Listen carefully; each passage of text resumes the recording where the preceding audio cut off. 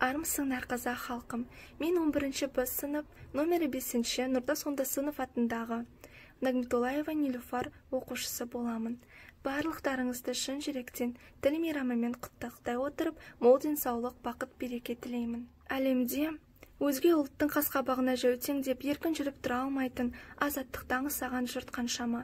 Біз олармен өздерімізді салыстыра отырсақ, ата-бабамыз аманат етіп қалдырған қазақ тілімізді бұлжытпай, өзгертпей, ұмытпай сақтаған бейбіт те тәуелсіз де бақытты халықпыз. Сол тілімізді ұмытпай, құрмет көрсетіп, өз тілімізде сөйлеп жүрейік.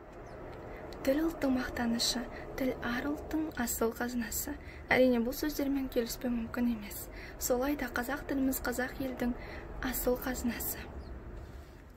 Ана тілім, жүрегісің анамның, жүрек ана, мен өзіңнен жаралдым.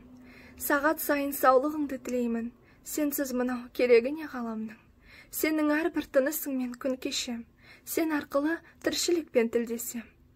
Ел бетіне қалай түзу қараймын, ана тілім, егер сені түсінбесем.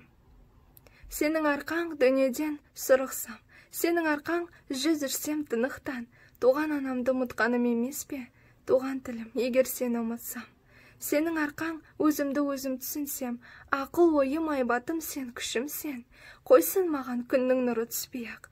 Ана тілім, арыңа дақ түсірсем, ағытатын тасқын ойдың тегін, өзің ғана сыйынатын келім, ризамын отқа жанып сен үшін, күлге айналып кетсін мейлі сүйегім. Ана тілім, дана тілім, бақ тілім, сенсіз бақыт дүниеден тапты кім? Сенсің менің қуанышым, шаттығым, сенсің менің тазалығым, пәктігім.